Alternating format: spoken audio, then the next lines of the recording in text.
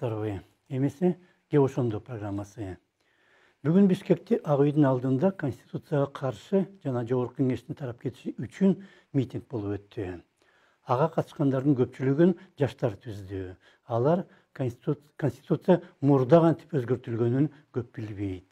Ал эми ишемби-жекшемби күндөрү онлайн түрүндө АКШда жашаган Динара Самет уюштурган алдыңкы кыргызстандыктардын дүйнөлүк курултайы болуп өттү. Биз бөтөн элде, бөтөн жерде, өлкөбүздөн алыста иштеп, же алып жүрсөк дагы, билим алып жүрсөк дагы максатыбыз бир. Ал өлкөбүздүн келечеги, элибиздин тагдыры, улутубуздун улут катары сакталып өсүшү, башка алдыңкы мамлекеттерге тең болуп, эркин жашап өнүгүшү. Ой максатыбызга жетүү үчүн биз мекендештер бириктирүү туруп, Кыргызстандын жаркын келечеги үчүн өз салымыбызды, мээнетибизди, билимибизди жана акыл күчүбүздү аябай элибиздин жаркын келечегин камсыз кылалы. Форумга чет мамлекеттерде иштеген же окуган кыргыз жарандары менен кошо Бишкекте жашаган окумуштуулар менен коомдук ишмерлер да катышты. Саясат менен дин, экология менен тарых, медицина менен экономика, дегеле Кыргызстан үчүн маанилүү маселенин баары талкууланды. Билим берүү боюнча айтылгандарга эле токтолсок. Политехте иштеген Искендер Козубай билим берүү өз алдынча эмес экени тууралуу айтты.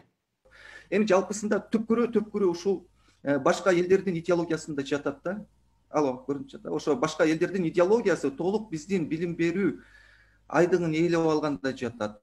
А биз билим берүүнү азыр ар кандай багытта айтылып жатат. Мисалы, технологиябызды өнүктүрүшүбүз керек дейт. Жана башка же Японияны, же Англияны башка жактарды туурашыбыз керек дейт. Жок, түпкүрү деген пока биз муногу түрк, араб жана Пакистан бүгүнкү күндө, азыркы бүгүнкү күндө ушуларды билим берүү системасынан чыгармайын, бизде эч кандай өнүгүү болбойт. Сапаттуу билим жогорку маданият менен коштолгону жакшы, бирок андан тышкары багыт да болууга тийиш. Өнүгүүнүн андай бирдиктүү багыты болбогондо, маданият менен билим деңгээли канчалык жогору болбосун, алар ордунда айлана бергендей болот. АКШнын Флорида штатында American Heritage School деген мектепте мугалим болуп иштеген Акылай Байматова патриоттуулук эмнеден чыгаарына токтолду. Мисалы, ошо мен Флорида штатында мугалим болуп иштейм.